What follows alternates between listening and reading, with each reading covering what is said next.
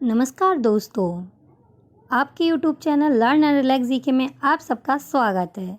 अभी तक हमने स्टैटिक जीके के तौर पे जीके पढ़ते ही आए हुए हैं। नेक्स्ट पीछे की वीडियो में आपने मेरी देखी हुई हैं। आज से मैंने सोचा क्यों ना कोई सब्जेक्ट स्टार्ट किया जाए, तो मैं स्टार्ट करने जा रही हूँ इंडियन पॉलिटी। ये मेरी उसकी फ़र्स्ट क्लास है। आई होप आप सबको जैसे पिछले वीडियो पसंद आई, ये भी पसंद आई। तो इसमें हम पहले बात करने जा रहे हैं ब्रिटिश ईस्ट इंडिया कंपनी से ब्रिटिश क्राउन तक का जो भी रहे हैं, जितने भी एक्ट आए हुए हैं, उन सब के बारे में। आई होप आप सबको मैं बहुत अच्छे से एक्सप्लेन कर पाऊँगी और आप मेरी बात को समझ भी पाएंगे। स्टार्ट करते हैं। आज तो मैं इससे स्टार्ट कर रही हूँ, उसके बाद मैं प्रस्तावना, अनुसूचियाँ, भारतीय संघ, नागरिकता, मौलिक अधिकार, राज्य के नीति निर्देशक, मौलिक कर्तव्य, लोकतंत्र, राजतंत्र, विधायिका, कार्यपालिका, न्यायपालिका, स्थानीय शासन, पंचायत, नागरिक, ये सब एक्सप्लेन करेंगे। तो आई होप आप मेरे साथ लंबे समय तक रहने वाले हैं। तो चलिए आज का सेशन स्टार्ट करते हैं। बात करते हैं ऐतिहासिक पृष्ठभूमि, हिस्टोरिकल बैकग्राउंड क्या रहा है। हर चीज़ का एक हिस्टोरिकल बैकग्राउंड रहता है, कोई भी चीज़ हो, हमारी पॉलिटी का भी है। उसी चीज़ में बात करते हैं कि किस तरह से ज़रूरत पड़ी हमें संविधान की, क्या हुआ था पिछले टाइम में, उन सबको आज जानते हैं। उसके बाद ही हमें आगे की चीज़ें बहुत अच्छे से समझ में आ पाएंगी। आई होप मैं आपको बहुत अच्छे से एक्सप्लेन कर पाऊँगी। चलिए स्टार्ट करते हैं। भारत में ब्रिटिश 1600 ईस्वी में ईस्ट इंडिया कंपनी के रूप में व्यापार करने आए थे। महारानी एलिजाबेथ प्रथम के चार्टर द्वारा पूरे भारत में व्यापार करने के विस्तार अधिकार प्राप्त थे। कंपनी जिसके कार्य अभी तक सिर्फ व्यापारिक कार्यों तक ही सीमित थे, 1765 में बंगाल, बिहार और उड़ीसा के दीवानी अधिकार प्राप्त कर लिए थे। इसके तहत भारत में उसके क्षेत्रीय शक्ति बनने की प्रक्रिया प्रारंभ हुई थी। 1858 में सिपाही विद्रोह के परिणाम स्वरूप ब्रिटिश साज ने भारत के शासन का उत्तरदायित्व अपने हाथों में लिया। यह शासन 15 अगस्त 1947 में भारत की स्वतंत्रता प्राप्ति तक जारी रहा। स्वतंत्रता मिलने के साथ ही भारत में एक संविधान की आवश्यकता महसूस हुई, जिसे अमल में लाने उद्देश्य से 1946 संविधान सभा का गठन किया गया और 26 जनवरी 1950 को संविधान अस्तित्व में आया, जिसमें कई देशों के संविधान से कुछ महत्वपूर्ण तत्व संविधान में जोड़े गए। इसके बाद संविधान का निर्माण हुआ है। आइए अब मैं आपको ये सब समझाती हूँ, पूरा पैराग्राफ क्या कह रहा है। तो चलिए स्टार्ट करते हैं। भारतीय संविधान जो ब्रिटिश है, भारत में ब्रिटिश वो कब आए थे? 1600 में आए थे। क्लियर है? नीचे आइए। उस टाइम पे जो महारानी थी वो महारानी एलिजाबेथ थी। उन्हें ही ने भेजा था एक अधिकार लेके कि जाइए आप भारत में व्यापार कर सकते हैं। आगे बात करते हैं। व्यापारिक अधिकार ये सिर्फ किस लिए आए थे? व्यापार करने के लिए आए थे और कोई उद्देश्य नहीं था कि हम पे राज करेंगे, ये हमसे कर वसूलेंगे और यहाँ पे अपना राज्य का विस्तार करेंगे। ऐसा कोई उद्देश्य नहीं था। पहले ये सिर्फ सीधा एक ही उद्देश्य से आए थे कि हमें यहाँ पे व्यापार करना है, क्योंकि जो चीज़ें यहाँ पे थी, मिर्च, मसाले, कपास, वो विदेश में नहीं थे और यहाँ पे बहुत अच्छी क्वालिटी में आज भी अवेलेबल है। ये सब हम जानते हैं केरल वगैरह साइड में। ठीक है, ये इसलिए आए थे। बट जब इन्हें यहाँ पे काफ़ी प्रॉफिट होने लगा, काफ़ी अच्छा व्यापार इनका चलने लगा, तो इनने यहाँ पे रुक कर व्यापार करने का सोचा, क्योंकि चीज़ें नहीं वहाँ से यहाँ तक लाने में हर चीज़ में काफ़ी खर्चा हो जाता। तो इनने कहा कि काफ़ी खर्चा हो जाता, तो क्या किया जाए? तो इन्हें व्यापार के साथ साथ अब अपना यहाँ पे अधिकार जमाना शुरू कर दिया था। कब से? 1765 से बंगाल, बिहार और उड़ीसा के दीवानी अधिकार प्राप्त किए। सबसे पहले इन्हें जो अधिकार प्राप्त किया बंगाल, बिहार, उड़ीसा के दीवानी पे। ठीक है, आपको ये बात समझ में आ गई होगी। तो यहाँ तक तो सब ठीक चला इनका। इन्हें बहुत अच्छे से अपना व्यापार किया और यहाँ पे अधिकार भी करने लगे थे, ज़मीनों के तौर पे, राजाओं के तौर पे, बहुत तरीके से। बट 1858 में सिपाही विद्रोह हुआ, जो हम लोग सब लोग जानते हैं, मंगल पांडे के द्वारा हुआ था। धीमे धीमे फिर झांसी की रानी, लखनऊ के नवाब, धीमे धीमे सबके द्वारा ये होने लगा था। इसी विद्रोह की आवाज़, ये विद्रोह हुआ तो भारत में था, पर इसकी आवाज़ ब्रिटिश तक जाके क्राउन तक पहुंची। तो उस टाइम पे जो महारानी थी उन तक ये बात पहुंची कि हमारे साथ भारत में बहुत ज़्यादा भेदभाव और बहुत ज़्यादा अत्याचार किए जा रहे हैं। तो इस बात से ब्रिटिश ताज ने एक एक्शन लिया और उन्हें तुरंत कहा कि अब ईस्ट इंडिया यहाँ भारत का शासन नहीं चलाएगी, यहाँ का शासन अब मैं चलाऊंगी। महारानी ब्रिटिश संसद के द्वारा भारत का राज चलाया जाए। इसी वजह से फिर हम लोग ने जैसे पढ़ा ही होगा, पहले ईस्ट इंडिया कंपनी करेगी राज, उसके बाद क्राउन शासन आता है। वो इसलिए ही आता है क्योंकि ईस्ट इंडिया कंपनी की बहुत सारी ऐसी गलतियाँ हुई जिस वजह से ब्रिटिश संसद ने क्राउन शासन शुरू किया था भारत में। और ये कब तक चला? ये जब तक हम लोग स्वतंत्र नहीं हुए तब तक ये चला है। तो 15 अगस्त 1947 तक क्राउन ही शासन चला है, ठीक है। उसके बाद जब हम स्वतंत्र होते हैं, फिर स्वतंत्र हो जाने के बाद फिर हमें एक और कमी अमल में लानी पड़ी। एहसास हुआ कि 1946 में संविधान सभा का गठन किया कि हमें अपना देश चलाना है, बहुत बड़ा है, काफ़ी पिछड़ चुका था क्योंकि अंग्रेज़ हमें लूट के जा चुके थे। जाते जाते वो गरीबी, महामारी, बीमारियां, बहुत कुछ ऐसा छोड़ गए थे जिस वजह से भारत की नींव हिल चुकी थी। इसी नींव को सुधारने के लिए हमें संविधान की ज़रूरत थी, हमें एक ऐसी बॉडी की ज़रूरत थी जिसके नीचे हर व्यक्ति अपने आप को सुरक्षित महसूस समझे और उसके रूल और रेगुलेशन बिना किसी हिचक के समझ सके, जान सके, फॉलो कर सके। इसी वजह से संविधान सभा का गठन किया गया और 26 जनवरी 1950 को हमारा संविधान अस्तित्व में आया, लागू हुआ। और जो हमारे आज तक हमारी बॉडियाँ, जितनी भी कॉन्स्टिट्यूशन बॉडियाँ हैं, जितनी भी अधिकारी जो भी होता है, सब हमारे पॉलिटिकल कार्य भी जितने भी होते हैं, सब एक हमारे संविधान के रूल रेगुलेशन के ही द्वारा होते हैं। तो आगे हम बात करते हैं। आई होप आप लोगों को इतना समझ में। ये हमने जो संविधान बनाया है कई देशों से लिया गया है। इसमें बहुत सारे ऐसे पॉइंट होंगे जो हमने डायरेक्टली दूसरे देशों के संविधान से कॉपी किए हुए हैं। ओके, चलिए अब मैं आपको आगे समझाती हूँ। ब्रिटिश ईस्ट इंडिया कंपनी का शासन कहाँ से कहाँ तक चला है?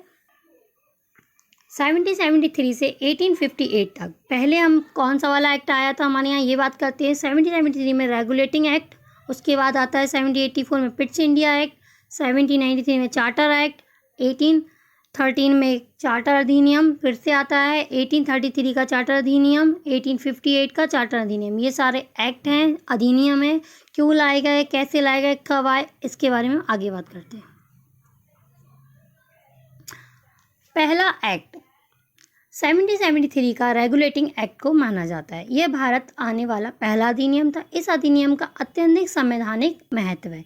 भारत में कार्यों को नियमन और नियंत्रण पाने के लिए ब्रिटिश सरकार का उठाया हुआ पहला कदम था। इसके द्वारा प्रशासनिक और राजनीतिक कार्यों को मान्यता मिली एवं भारत में केंद्रीय शासन की नींव रखी गई।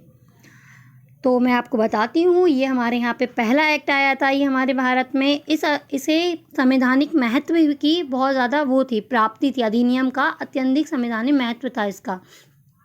भारत में कार्य को नियमन और नियंत्रण पाने के लिए, भारत में जितने भी कार्य होते उन्हें नियमन करने के लिए, उसमें कंट्रोल करने के लिए ब्रिटिश सरकार द्वारा ये उठाया हुआ उनका कदम था। प्रशासनिक और राजनीतिक कार्यों की मान्यता प्राप्त की गई कि हाँ, ये प्रशासनिक कार्य, ये राजनीतिक कार्य हैं। इन्हें एक बॉडी दी गई है कि ये प्रशासनिक होंगे, ये राजनीतिक होंगे। और दूसरा काम क्या किया गया इसमें, भारत में केंद्रीय शासन की नींव रखी गई। जो आज हम सेंट्रल बोलते हैं, हमारी दिल्ली, इस तरह की नींव रखी गई थी पहले की। ठीक है, आपको ये बात समझ में आ गई होगी। अधिनियम की विशेषता जानते हैं क्या थी? इस अधिनियम से बंगाल का गवर्नर जनरल कहलाने लगा, जो कि वारेन हेस्टिंग्स थे, और बंगाल का गवर्नर रॉबिन क्लाइव थे। पूछा जा सकता है कि पहले गवर्नर जनरल कौन बने थे बंगाल के? तो वारेन हेस्टिंग्स और बंगाल के गवर्नर रॉबर्ट क्लाइव। क्लियर है? ईस्ट इंडिया कंपनी ब्रिटिश सरकार के नियंत्रण में आ गई थी। इस एक्ट के आते ही जो ईस्ट इंडिया कंपनी थी वो ब्रिटिश संसद के कंट्रोल में आ गई थी। पहले ये किसी के कंट्रोल में नहीं थी, ये सिर्फ एक वहाँ से फरमान लेके आई थी कि हाँ, हम जा रहे हैं भारत, आप हमें इस बात का वो दे दीजिए, स्टैम्प पेपर लगा के कि हम भारत व्यापार करने जा सकते हैं। बट अब इस एक्ट के बाद ऐसा कुछ नहीं था। अब ब्रिटिश संसद इन पे निगरानी रखने लगी थी कि ये क्या व्यापार कर रहे हैं, कैसे कर रहे हैं। गवर्नर बंगाल पर शासन करता था, जबकि गवर्नर जनरल मद्रास, मुंबई, बंगाल पर शासन करता था। जो गवर्नर बनाई गई थी बॉडी, वो सिर्फ बंगाल पे ही फोकस करती थी, जबकि गवर्नर जनरल बंगाल, मद्रास, मुंबई तीनों शासन सभा को देखती थी। इसी के अंतर्गत कोलकाता में सर्वोच्च न्यायालय की स्थापना की गई थी 1774 में। इसी एक्ट के आने के बाद कलकत्ता में एक सुप्रीम कोर्ट की स्थापना की गई थी 1774 में, जो कि अभी हम दिल्ली में मानते हैं हमारे यहाँ का सुप्रीम कोर्ट, बट पहले कलकत्ता में था। आई होप आपको ये एक्ट समझ में आ गया होगा। आगे बात करते हैं 1784 का पिट्स इंडिया एक्ट। इसे क्यों लाया गया था? क्योंकि रेगुलेटिंग एक्ट में बहुत सारी कमियां, मिस्टेक पाई गई, जिस वजह से पिट्स इंडिया एक्ट को लाना पड़ा। अदरवाइज इसका कोई और लाने का उद्देश्य नहीं था। 1784 का पिट्स इंडिया एक्ट ब्रिटिश सरकार द्वारा ईस्ट इंडिया कंपनी के प्रशासन को ब्रिटिश सरकार के नियंत्रण में लाने के लिए संसद द्वारा पेश किया गया था। ये ब्रिटिश सरकार के नियंत्रण को लाने के लिए संसद द्वारा पेश किया गया था। 1773 के विनिमय अधिनियम, जिसे ईस्ट इंडिया कंपनी अधिनियम के रूप में भी जाना जाता है, की विफलता पर पारित किया गया था। जितनी भी गलतियां थी, विफलता थी, फेलियर, जितनी भी कमियां थी, इन सब के सुधार के लिए ही आया था पिट्स इंडिया एक्ट। इसकी विशेषता जानते हैं। पिट्स इंडिया एक्ट के द्वारा कंपनी के मामले व्यापारिक और राजनीतिक दोनों को बांट दिए गए। पहले जो व्यापारिक और राजनीतिक एक ही इंसान के पास हुआ करते थे, एक ही सरकारी कर्मचारी के पास हुआ करते थे, या गवर्नर जनरल या गवर्नर के पास, वो अब क्या हो गए थे, वो बांट दिए गए थे। क्योंकि इसमें क्या हो रहा था, जो व्यापार कर रहा था वही राजनीति कर रहा था, जो राजनीति कर रहा था वही व्यापार कर रहा था। तो इसमें क्या होता है, बहुत ज़्यादा भ्रष्टाचार टाइप का होने लगा था, और ये बात ब्रिटिश संसद तक पहुंच चुकी थी। इस वजह से उनने ये एक्शन लिया। व्यापारिक मामलों के लिए उन्हें कंपनी के द्वारा नियुक्त गए 24 सदस्यों द्वारा कार्य किया गया। जो व्यापारिक मामले थे उनके लिए बोर्ड ऑफ डायरेक्टर बनाया गया, जिसमें 24 सदस्यों को नियुक्त करके भेजा गया था। राजनीतिक मामलों के लिए इन मामलों के लिए नियंत्रण बोर्ड का गठन किया गया, जिसमें 6 सदस्यों की नियुक्ति की गई। राजनीतिक मामलों के लिए जो बॉडी बनाई गई थी वो थी बोर्ड ऑफ कंट्रोल, जिसमें 6 सदस्यों को भेजा गया था। आई होप आपको ये समझ में आ गया होगा। आगे बात करते हैं। 1793 का चार्टर अधिनियम, विशेषता पे जानते हैं। कंपनी का व्यापार एकाधिकार 20 साल के लिए बढ़ा दिया गया। एकाधिकार का मतलब होता है कि जो चीज़ आपके पास है, जो जिस चीज़ के आप व्यापार कर रहे हो, वो कोई और नहीं कर सकता। अगर करेगा तो आप उस पर कानूनी कार्रवाई कर सकते हैं। जिस चीज़ को बनाने में सिर्फ एक ही इंसान कर सकता हो और कोई नहीं, उसे ही एकाधिकार बोलते हैं, मोनोपोली। 20 साल के लिए बढ़ा दिया गया था। जो कंपनी थी, अब उसे क्या, उसने मांगा कि भाई हमें 20 साल के लिए और व्यापार हमारा बढ़ा दीजिए। ठीक है। सभी ये बेटे नहीं है, ये ब्रिटिश है, आप इसे सही कर लीजिएगा। कानून दस्तावेज को भारतीय भाषा, लोकल भाषा में अनुवादित किया गया। इसी चार्टर एक्ट अधिनियम के तहत ही जो कानूनी दस्तावेज थे, जो लॉ रेगुलेशन थे, उन सबको हमारी लोकल लैंग्वेज में, हमारी भारतीय भाषा में चेंज कर दिया गया था, जिससे कि वो हमें भी समझ में आए कि क्या रूल हैं, क्या चीज़ें हैं, कि ये चाहते थे कि हम भी फॉलो करें, क्योंकि इन्हें पता था एक ना एक दिन हमें भारतीयों की ज़रूरत पड़ेगी अपने कामों के लिए। तो इन्हें ये सब चीज़ें हमारी ही लैंग्वेज में चेंज करना शुरू कर दी थी धीमे धीमे। आगे बात करते हैं। 1813 का चार्टर अधिनियम, ब्रिटिश सरकार द्वारा कंपनी का व्यापारिक एकाधिकार समाप्त कर दिया गया था। मतलब अब और भी कंपनियां ब्रिटिश से आकर भारत में व्यापार कर सकती थीं। पहले जो सिर्फ एक ही कंपनी वर्क कर रही थी हमारे भारत में, ईस्ट इंडिया कंपनी, अब इसकी एकाधिकार को समाप्त कर दिया गया था, और इससे बोल दिया गया था कि बहुत सारे लोग, बहुत सारे व्यापारी ब्रिटेन में बैठे हुए इंतजार कर रहे हैं कि वो भी भारत आके व्यापार करें, वो भी कुछ प्रॉफिट कमाएं। आप समझ रहे हैं, चीज़ हमारी, ज़मीन हमारी, लूटेंगे कोई और। तो यही चीज़ को फॉलो करने के लिए ब्रिटिश सरकार ने ये चीज़ पारित कर दी थी। बट ईस्ट इंडिया कंपनी ने कहा नहीं, अगर आप ऐसा कर रहे हैं ठीक है, बट 2 चीज़ों में अभी भी मेरा एकाधिकार रहेगा, मेरा ही पावर रहेगा, मेरा ही कंट्रोल। कौन कौन से थे वो? चीन के साथ व्यापार सिर्फ ईस्ट इंडिया कंपनी करेगी और कोई कंपनी नहीं करेगी। चाय के व्यापार, इस व्यापारियों में मोनोपॉलिसी लागू नहीं थी। जो चाय के बागान थे उनको भी ईस्ट इंडिया कंपनी अपने ही अंडर में रखा था। कहा था इस पे भी कोई और कंपनी व्यापार नहीं करेगी, सिर्फ मैं ही करूँगी।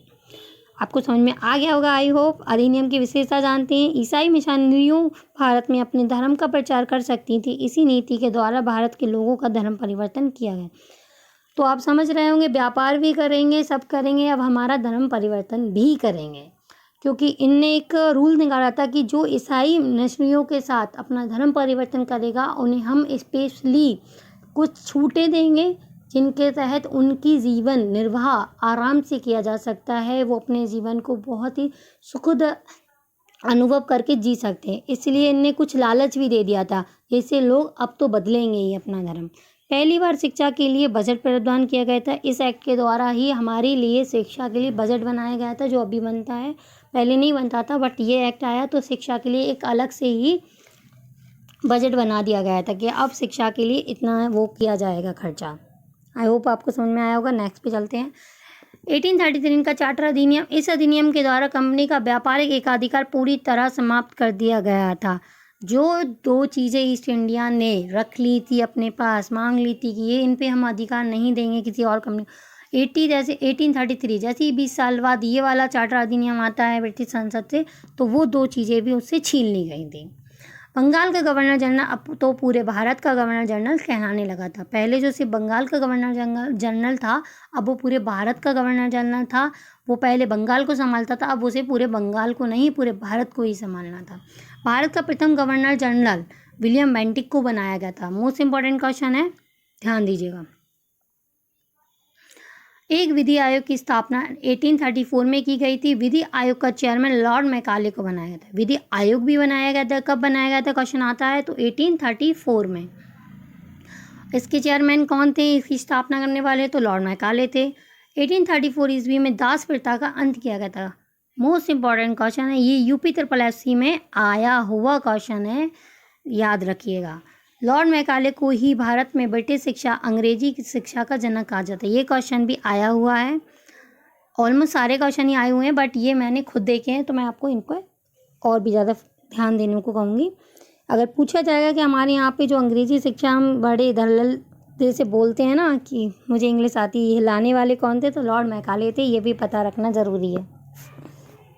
1853 का चार्टर अधिनियम, ये अंतिम चार्टर अधिनियम था। इसे अंतिम क्यों बोलते हैं, ऐसा नहीं है कि इसके बाद और नहीं आए होंगे, बिल्कुल आए हैं, क्यों नहीं आए हैं, इसके बाद आए हैं। 1858 का आया है, बट वो ब्रिटिश क्राउन के अंतर्गत आए हैं, ना कि ईस्ट इंडिया कंपनी के अंदर, इसलिए इसे ब्रिटिश ईस्ट इंडिया कंपनी का अंतिम चार्टर अधिनियम कहा जाता है। ठीक है, सभी नियमों से ही भारतीय सिविल सेवा की शुरुआत प्रतियोगिता परीक्षा से की गई थी। अब कंपनियों में कर्मचारी प्रतियोगिता परीक्षा के द्वारा ही माध्यम से ही भर्ती किए जाते थे। पहले जो कंपनियों में ऐसे ही लग जाते थे लोग, अब उनके लिए परीक्षाएं होने लगी थी। सिविल सेवा की परीक्षा शुरू कर दी गई थी, जो हमारे यहाँ की सबसे पॉपुलर है, हर इंसान बनना चाहता है, आई होप सब लोग बने भी। भारतीय सिविल सेवा की शुरुआत 1793 की गई थी। इसके पहले लिए कोई भी परीक्षा नहीं होती थी। जो सिविल सेवा है ICS बोले जाते थे, जिसे IAS बोला जाता है अब, तो उसके लिए जो UPSC है वो पहले ICS था। भारतीय सिविल सेवा की शुरुआत कब की गई थी, तो ये बात याद रखिएगा, ये क्वेश्चन बन सकता है आपके UPSC में 1793 में। ICS के लिए प्रतियोगिता परीक्षा सर्वप्रथम कब हुई थी, 1853 में, लंदन में हुई थी, भारत में नहीं, लंदन में हुई थी, जिनमें भारतीय लोगों को परीक्षा देने का अधिकार नहीं था। मोस्ट इंपॉर्टेंट क्वेश्चन, भारत में ICS परीक्षा की शुरुआत 1922 में इलाहाबाद में हुई थी। अगर क्वेश्चन बनता है भारत में कब हुई थी, तो 1922 में हुई थी। अगर ये भारत लिखा नहीं आता है, सिर्फ ये लिखा आता है कि ICS की परीक्षा कब शुरू हुई थी, तो 1853 में हुई थी, ध्यान रखिएगा। ICS की परीक्षा भारत और एशिया की तरफ से पास करने वाले प्रथम व्यक्ति सत्येंद्रनाथ टैगोर थे। आई होप आप सब सत्येंद्रनाथ टैगोर की तरह बने और अपने अपने जीवन में UPSC क्लियर करें। तो ये क्वेश्चन बन सकता है, काफ़ी इंपॉर्टेंट है कि ICS की परीक्षा पास करने वाले पहले व्यक्ति कौन थे, तो सत्येंद्रनाथ टैगोर ही थे। नेक्स्ट, इसके बाद मैंने कुछ इंपॉर्टेंट क्वेश्चन डाले, तो नेक्स्ट स्लाइड पे चलते हैं। इन क्वेश्चन को आप ध्यान से पढ़िएगा। एक्चुअली ये काफ़ी इंपॉर्टेंट क्वेश्चन है, क्योंकि ये क्वेश्चन पूछे भी गए हैं, मैंने इन्हें तभी डाला हुआ है। व्यापारिक मामलों में नियंत्रण के लिए बोर्ड ऑफ डायरेक्टर बनाया गया था। ये चीज़ आप ध्यान से देखिए, व्यापारिक मामलों के लिए कौन सी बॉडी बनाई गई थी, तो बोर्ड ऑफ डायरेक्टर, जिसमें कितने लोग थे, तो जिसमें 24 सदस्य थे, सॉरी। राजनीतिक मामलों के लिए कौन सी बॉडी बनाई गई थी, तो बोर्ड ऑफ कंट्रोल बनाई गई थी, जिसमें सिर्फ 6 सदस्य आए थे, कि जिसे कंट्रोल करने के लिए कि लोग बाग सही कर रहे हैं, घपला तो नहीं कर रहे हैं, उसमें 6 सदस्य फेरे गए। 1813 में कंपनी के अधिक पत्र को 20 वर्ष के लिए बढ़ा दिया गया। पूछा जा सकता है कंपनी ने कब अपना अधिक पत्र को, अधिकार जो पत्र था जो लेकर आए थे वो 1600 में, उसे कब बढ़ाने की घोषणा मांग की थी कि प्लीज़ आप मेरा ही बढ़ा दीजिए, तो 1813 में। ओके, भारत में अंग्रेजी शिक्षा का जनक किसे कहा जाता है, लॉर्ड मैकाले को कहा जाता है। इंपॉर्टेंट क्वेश्चन है। भारतीय नागरिक सेवा को पास करने वाले पहले व्यक्ति कौन थे, हमें प्राउड फील होता है इनका नाम लेते हैं, तो भारतीय सत्येंद्रनाथ टैगोर, क्योंकि इन्हें उस समय में इतना पढ़ के इतनी कठिन परीक्षा को पास किया था, इसलिए। ऐसे तो बहुत सारे लोग हैं जिन पे हम प्राउड करते ही हैं। दास प्रथा का अंत कब हुआ था, इंपॉर्टेंट क्वेश्चन है। दास प्रथा आपको जानते ही होंगे, 1834 में ये क्वेश्चन आए हुए हैं। सर्वोच्च न्यायालय के पहले जज, जब हमारा जो सुप्रीम कोर्ट 1774 में बनाया गया था कलकत्ता में, तो उसे चलाने के लिए जो जज बिठाए गए थे सबसे पहले, तो पहले जज कौन थे? Elijah Impey. Most important question. I hope आप सबको मेरी वीडियो बहुत पसंद आई होगी। Thank you for watching. Please आप लोग इसी तरह मुझे सपोर्ट करते रहिए, मेरे चैनल को सपोर्ट करते रहिए। Please like and subscribe and share please. Thank you for watching.